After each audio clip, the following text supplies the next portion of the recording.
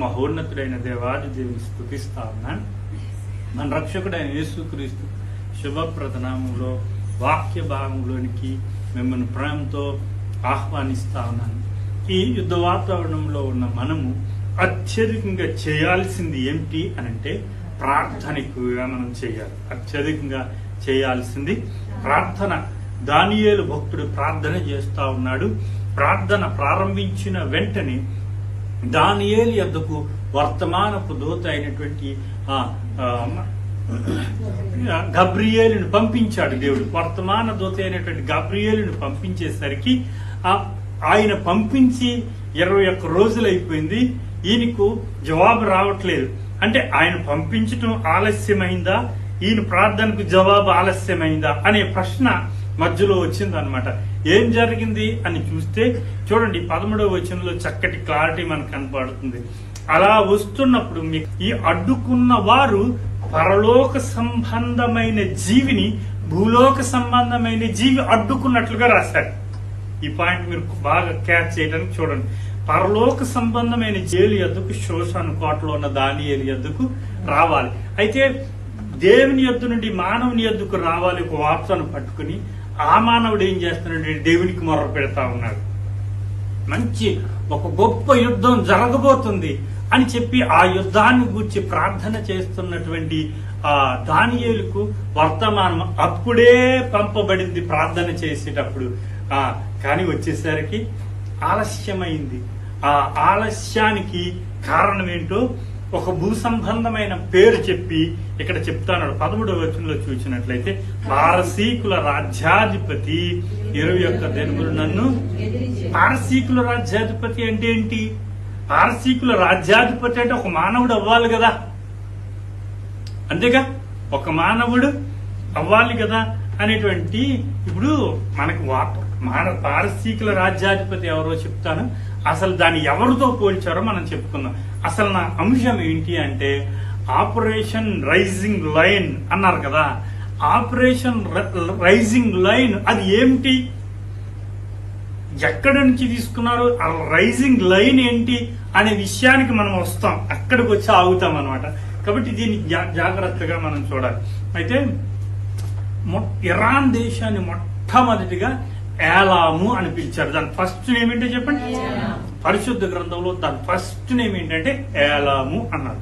తర్వాత దాన్ని 2 భాగాలుగా విభజించి 2 జాతులుగా విభజించి కలిసి ఒకే దేశంగా ఉండేవి.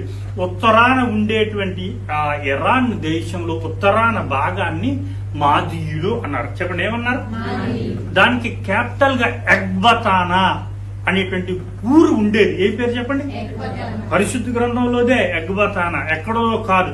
ఎక్బతానా అనేటువంటి ఊరు పూర్వం ఉండేది. మాదీయులు పాలించినప్పుడు దాని క్యాపిటల్ ఏంటి చెప్పండి? ఎక్బతానా అనేటువంటి ఊరు ఉండేది. దాన్ని మనం ఐడెంటిఫై చేయాలంటే మొత్తం భూమి మీద అత్యధిక వేడి ఉండే ప్రాంతం ఏది అంటే ప్రస్తుతం ఎక్బతానా. అర్థమవుతుంది కదా. వేసవ కాలంలో 50 డిగ్రీలు దాటేస్తుంది. ఏంటి దానికి? ఎక్బతానా అనేదానికి. అయితే క్రింద ఇరాన్ దేశపు కింద భూభాగాన్ని పారసీకము అనేవారు. ఏమనేవారు? దాని శోషను అనేటువంటి భాగాన్ని క్యాపిటల్ గా చేసుకుని శోషను కోట అంటాం కదా, దాంట్లో నుంచి పాలించేవారు.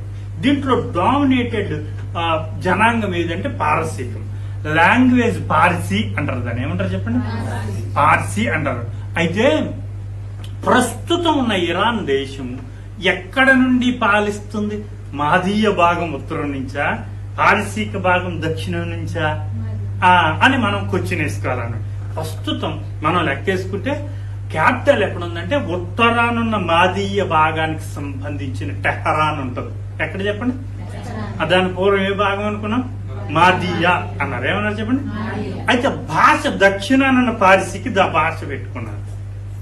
ఈ పాయింట్ అర్థం చేసుకున్నారా? 2 కంబైన్డ్ గా అలా చేసుకున్నారు. అయితే ఇప్పుడు ఇరాన్ అనే మరి ఆ పేరు ఎప్పుడు వచ్చింది? మనకు పార్సీ అంటే బైబిల్లో తెలుసు, మాదీ అంటే బైబిల్లో తెలుసు, యాలాం అంటే బైబిల్లో తెలుసు. మరి పార్సీ ఈ ఇరాన్ ఎప్పుడు వచ్చింది అని అంటే మనకు 1925 నుంచి 1979 వరకు ఒక జాతి ఏలేదు అనమాట, ఒక జాతి వేలేది అనేటువంటి పేరు ఉంటుంది. ఏం చెప్పండి? పెహ్లావి అనేటువంటి జాతి సంబంధించినటువంటి వ్యక్తులు ఏలేవారు. ఆ డైనాసిటీ ఏలేదు. ఆ డైనాసిటీ పేరేంటి? పెహ్లావి. 1925 నుంచి 1979 వరకు పెహ్లావి అనేటువంటి జాతి డైనాసిటీ ఏలేదన్నమాట. దాన్ని కొట్టివేసి ఇప్పుడున్నటువంటి కమీనే ఉన్నాడు కదా, 79లోని తీసుకొచ్చాడు. రెవల్యూషనరీ గాడ్స్ అని తీసుకొచ్చి, ఇస్లామిక్ రెవల్యూషనరీ గాడ్స్ అనే పేరు మీద తీసుకొచ్చి వాళ్ళను త్రోసివేసి గెంటు వేసి శాశ్వతంగా అతని స్థానాన్ని స్థిరపరుచుకున్నాడు. ఎవరు? ఖమేని. ఎప్పటి నుండి?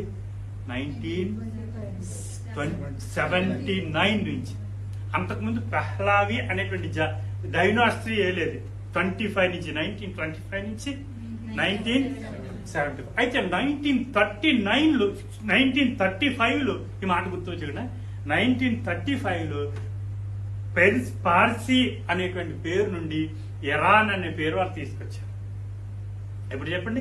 1935లో పర్సియా అనేటువంటి పదం నుంచి తీసేసి ఇరాన్ అనే పేరు పెట్టారు దానికి. అర్థమవుతుంది కదా? అప్పటి నుండి 35 నుంచే ఇరాన్ అనేటువంటి పేరు వచ్చింది అనమాట. అయితే అసలు పారసీకుల అధిపతి ఎవరు అని కూడా ద గ్రేట్ సైరస్. ఎవరు చెప్పండి? The great Cyrus. ఆయన ఏలిన కాలాన్ని నేటికి ఇరాన్ ఆయన యొక్క బర్త్డే డేట్ ని న్యూ ఇయర్ చేసుకుంటది. ఎవరు చేసింది? ద గ్రేట్ సైరస్ యొక్క బర్త్డేని న్యూ ఇయర్ గా సెలబ్రేట్ చేసుకుంటది. దానికి నౌరుజ్ అనే పేరు. మన మన మన న్యూ ఇయర్ పేరేంటి? మనకు ఉగాది. తెలుగు 60 సంవత్సరాలు. తెలుగుకి ఎన్ని సంవత్సరాలు? 60 సంవత్సరాలు తెలుగుకి ఉగాది చేసుకుంటాం కదా. అలాగే నౌరుజ్ దాని పేరు. దేని పేరు? ఇరాన్ యొక్క నూతన సంవత్సరాది పేరు. అది ఎవరు అంటే ద గ్రేట్ సైరస్. సమాధి దగ్గర వేసుకుంటారు వాళ్ళు. ఎవరు? ఇరాన్ వాళ్ళు. స్తోత్రం కలుగునుగా. అయితే అతను పారసీక సామ్రాజ్యాధిపతిగా ఉండేవాడు అన్నమాట. ఈ 13వ వచనంలో చూడండి. పారసీక అని అతనికి అన్నారు, కానీ అతను కాదు. పారసీకుల రాజ్యాధిపతి ఎవరనగా సాతాను. ఎవరో చెప్పండి? అయితే ఇప్పుడు యుద్ధం సాతానుతో పోల్చితే ఇస్రాయేల్ దేశానికి ఎవరికి జరుగుతుంది? సాతాను సంబంధమైన జనాంగానికి జరుగుతుంది. మీరు అర్థం చేసుకున్నారా? ఇస్రాయేల్ దేశానికి జరుగుతుంది. ఇది యోధా పత్రికలో చిన్న కంపారిజన్ ఇస్తాడు మోషే దగ్గర, కానీ అక్కడే సాతానుతో పోల్చబడుతుంది అనమాట. ఎవరు? పారసీకుల సామ్రాజ్యాధిపతి అంటే ఎవరు? సాతాను. మీకు అర్థమవుతుందిగా? ఇది ఇస్రాయేల్ దేశానికి ఇరాన్ దేశానికి అతి ముఖాముఖిగా తలపడుతున్న మొట్టమొదటి యుద్ధం. అయితే ఇది మొదటిదే గాని ఇంకా చేస్తారు యుద్ధం. ఎహెజ్కేల్ గ్రంథం 38-39 అధ్యాయాల్లో రష్యా కూటమిలో ఇరాన్ ఉంటుంది. అర్థమవుతుంది కదా? అప్పుడు కూడా ఇరాన్ యుద్ధం చేస్తుంది. ఎవరి మీద? ఇస్రాయేల్ మీద. కాబట్టి ఇది మొదటిదే గాని చివరిదేమీ కాదు. మీరు బాగా అర్థం చేసుకోండి. అయితే మనం చెప్పుకుంటున్నట్టుగా ఆపరేషన్ రైజింగ్ లయన్ అన్నారు కదా, అసలు ఇదేంటి అని చూసినట్లయితే సంఖ్యాకాండ గ్రంథం 23వ అధ్యాయం 24వ వచనాన్ని చూడండి. సంఖ్యాకాండ గ్రంథం 23వ అధ్యాయం 24వ వచనం. మనం అనుకున్న టైం అయిపోయింది, ముగించేసుకున్నాం. చూడండి. ఇదిగో ఆ జనం ఆడు సింహము వలె లేచును, అది సింహము వలె నిక్కి నిలుచును, అది వేటను తిని చంపబడిన వాటి రక్తము త్రాగు వరకు పండు. ఇది బిలాము ప్రవక్త ఇశ్రాయేలీయులను శపింపమన్నప్పుడు బాలాకు యొద్దకు వచ్చి శాపానికి బదులుగా ఆశీర్వదిస్తున్నటువంటి ప్రవచనం. ఎవరిది? ఎవరు చెప్పాలి? ఎవరు? బిలాము ప్రవక్త. ఎవరో చెప్పండి. బిలాము ప్రవక్త. ఇక్కడ మీకు ఒక చిన్ని విషయాన్ని చెప్పు. బిలాం ఏ దేశస్థుడు? యూదుడు కాదు, అది మాత్రం చెప్తాను. ఇశ్రాయేలీయుడు ఏ దేశస్థుడు అంటే సరిగ్గా ఇరాన్ కి ఇరాక్ కి మధ్యలో చిన్న భాగం ఉంటది, ఆ భాగానికి సంబంధించిన వ్యక్తి. మీకు అర్థమైందా? బిలాం ఎక్కడ వాడంటే వాస్తవానికి ప్రస్తుతం ఇరాక్ దేశంలో ఉన్నది, ఆ చిట్ట చివరి భూభాగం. పూర్వం అది పార్సియాలో ఉండేది, పార్సీలో ఉండేది. నాకు అర్థమైందా? పూర్వం అది ఎక్కడుండేది? ప్రస్తుతం ఇరాక్ దేశంలో ఉన్నది. అక్కడ ఉన్న ప్రవక్తను తీసుకొచ్చి ఆయన ఏం చెప్తే అది జరుగుతుందని చెప్పి బాలాకు తీసుకొచ్చాడు. ఎవరిని? బిలాముని. అక్కడున్న వ్యక్తి ఇక్కడున్న వ్యక్తులను శపించడానికి వచ్చాడు, కానీ దేవుడు నోట ఏమిచ్చాడు? దేవునిచ్చాడు. ఇది కూడా ఇరాన్ ఇరాక్ మధ్య భాగంలో నుంచి వచ్చాడు అతను. మీకు అర్థమవుతుందా? అదే వ్యక్తి తీసుకున్న ఈ ప్రవచనాన్ని మొన్న 13వ తారీఖున బెంజమిన్ నెతన్యాహు కాగితం ముక్క రాసి ఇటక ముక్కలో ఎట్టాడు హోటల్లో ఈ వచనాన్ని. అర్థమైందా మీకు? ఇదే వచనాన్ని రాసి మడత పెట్టి ఇటక ముక్కలో ఎక్కడ హోటల్ మధ్యలో ఉంటారు కదా, వాటిలో పెట్టి ప్రార్థన చేసి పంపించాడు. దానికి పేరేం పెట్టాడంటే ఆపరేషన్ రైజింగ్ లయన్ అన్నాడు. తనను తాను అంటే వీళ్ళను సింహముతో పోల్చాడు. ఎవరు? ఈయన కాదు పోల్చుతాడు, బిలాం కదా. బిలాం ఎవరిని పోల్చాడు? ఇశ్రాయేలుని పోల్చాడు. చూడండి, ఇదిగో ఆ జన్మ అంటే ఎవరి జన్మ? 23వ వచనంలో ఇశ్రాయేలు అన్నాడు కదా. 24వ వచనంలో అంటే ఇదిగో ఆ జన్మ అంటే ఏంటి తెలుసా? కనబడుచున్న శపించమని వచ్చిన కనబడుతున్న ఆ జనము. ఆ జనం ఎట్టి వచ్చాడు, కానీ దేవుడు నోట ఏమిచ్చాడు? దేవునిచ్చాడు. ఇది కూడా ఇరాన్ ఇరాక్ మధ్య భాగంలో నుంచి వచ్చాడు అతను. మీకు అర్థమవుతుందా? అదే వ్యక్తి తీసుకున్న ఈ ప్రవచనాన్ని మొన్న 13వ తారీఖున బెంజమిన్ నెతన్యాహు కాగితం ముక్క రాసి ఇటక ముక్కలో ఎట్టాడు హోటల్లో ఈ వచనాన్ని. అర్థమైందా మీకు? ఇదే వచనాన్ని రాసి మడత పెట్టి ఇటక ముక్కలో ఎక్కడ హోటల్ మధ్యలో ఉంటారు కదా, వాటిలో పెట్టి ప్రార్థన చేసి పంపించాడు. దానికి పేరేం పెట్టాడంటే ఆపరేషన్ రైజింగ్ లయన్ అన్నాడు. తనను తాను అంటే వీళ్ళను సింహముతో పోల్చాడు. ఎవరు? ఈయన కాదు పోల్చుతాడు, బిలాం కదా. బిలాం ఎవరిని పోల్చాడు? ఇశ్రాయేలుని పోల్చాడు. చూడండి, ఇదిగో ఆ జన్మ అంటే ఎవరి జన్మ? 23వ వచనంలో ఇశ్రాయేలు అన్నాడు కదా. 24వ వచనంలో అంటే ఇదిగో ఆ జనం అంటే ఏంటి తెలుసా? కనబడుచున్న శపించమని వచ్చిన కనబడుతున్న ఆ జనము. ఆ జనం ఎటువంటి వారు అని అంటే ఆడు సింహము వలె. ఏంటంట? ఏ సింహం? ఆడు సింహం వలె. మీకు విషయం తెలుసా? సింహం శివంగి అంటాం చూసా, ఎర్రను పట్టుకునే వరకు పరిగెడుతూనే ఉంటది. రెండవది ఏంటి తెలుసా? అది సింహం వలె నిక్కి అంటే ఏంటి తెలుసా మీకు? మెస్సియా అని సింహం బొమ్మ వేసి కిరీటం బొమ్మ పెడతారు. కనబడుతుందా? ఆ సింహాన్ని చూస్తే సీరియస్ గా చూస్తున్నట్టు ఉంటుంది, నోరు ఆవులించి. చూసారు ఎప్పుడైనా? చాలా రౌద్రంగా చాలా సీరియస్ గా చూస్తున్నా. అది నిక్కి అంటే ఏంటి తెలుసా? చాలా సీరియస్ గా చూస్తుంది అనమాట.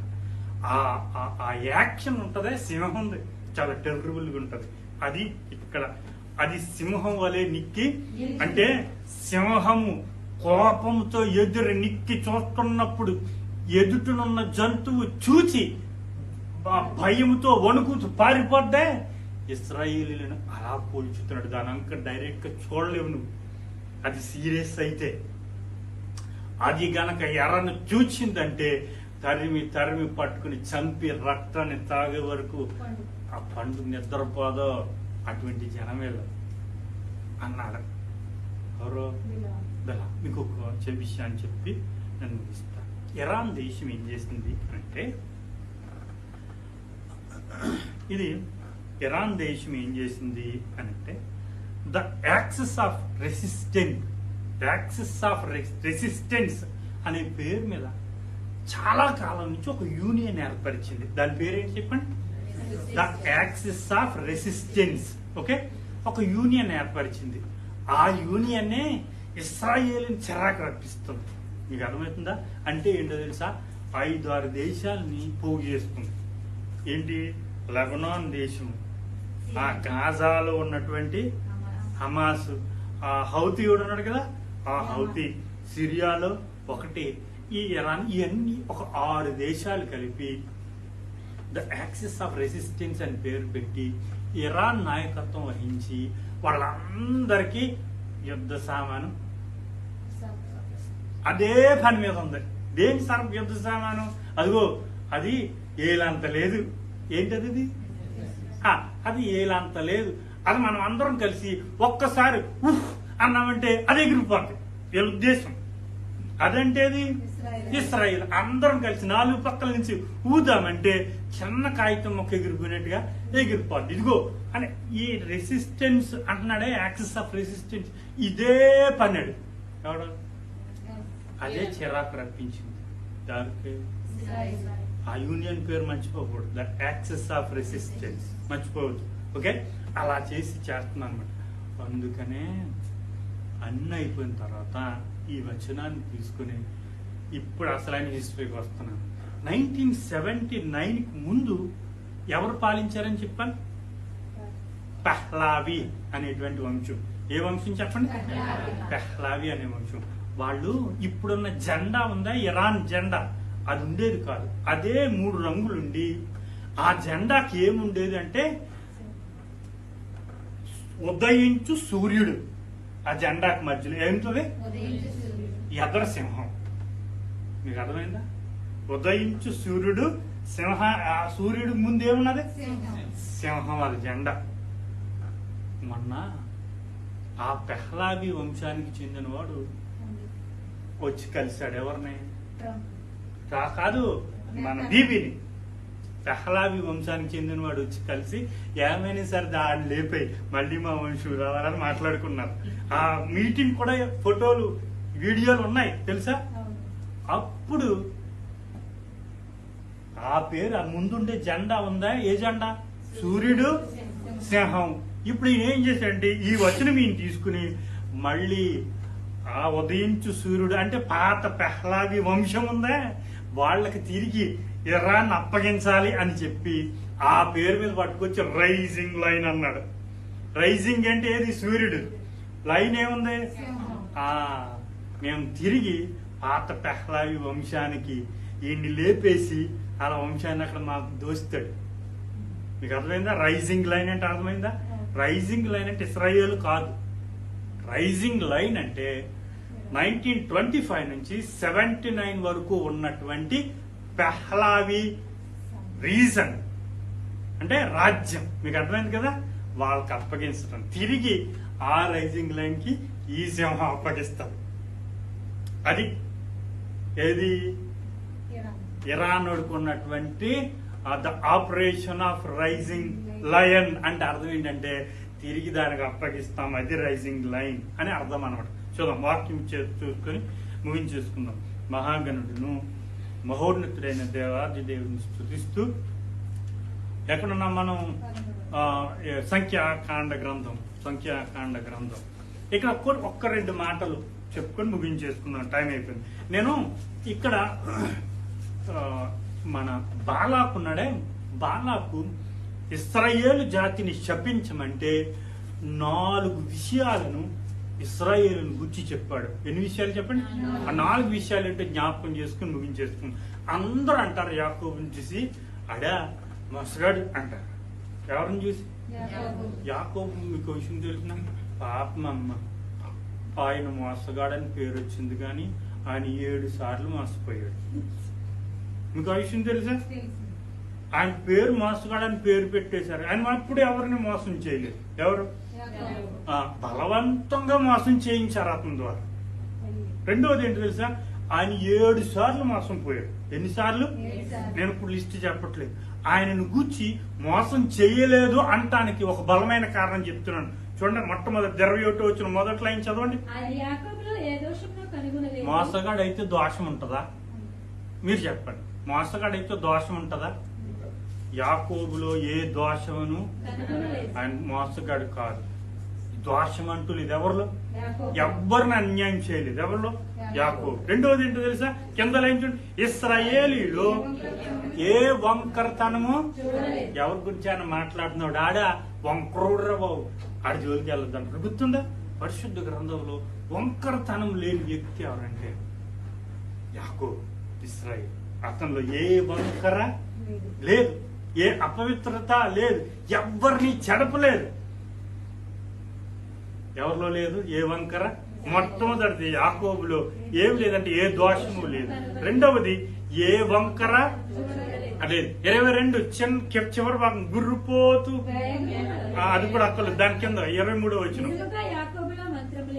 ఏంటంట, నిజముగా యాకోబులో ఓ భీమ్ బుష్, నీకు అది వచ్చేది ఇది వచ్చేది లాగేసుకోలేదు. తను ఏ తాయెత్తు ఏ రచ్చరేకు ఏది కట్టలేరు, ఏ తాయెత్తు ఏ రచ్చరేకు ఏది కట్టలేరు.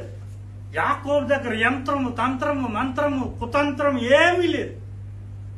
ప్యూర్ పర్సన్ ఎవరు, ఏ మంత్రము లేదు. 4 లక్షణాలు చెప్పిన 4 లక్షణాలు చూడండి. ఇశ్రాయేలులో శకునము లేదు. మంచి రోజు చూసి భార్యను పిలిచి ఈ రోజు మంచి రోజు, ఈ రోజు బయలుదేరదామా, అయ్యా ఏ టైంకి 10 గంటల 12 నిమిషాలకి ముహూర్తం దెబ్బెట్టుకుందామా, లేదు. ఏ శకునము లేదు. ఇంకో మనం బయలుదేరి వెళ్తాం కదా కొండట్టుకుని ఎదురురా, లేదు. సెక్షన్ ఏం లేదు. ఎక్కడి నుంచి, బిలాం దగ్గర నుంచి వస్తాం, లేదు. ఈ కష్టకాలంలో యాకోబు వంశాన్ని జ్ఞాపకం చేసుకునండి. ఈ వంశంలో వంకర లేదు, ఈ వంశంలో దోషం లేదు, ఈ వంశంలో మంత్రం లేదు, ఈ వంశంలో శకునం లేదు. అందుకనే ఇశ్రాయేలును కాపాడువాడు. కండ్లు మూసుకొనండి. మహోన్నత స్థుతులకు పాత్రుడు అయిన నీకు వందనాలు. ఈ కొద్ది సమయంలో ఆశీర్వాదకరంగా ఏంటి ఎవరెవరికి జరుగుతుంది, దేవుని పిల్లలకు సాతానుకు జరుగుతున్న యుద్ధం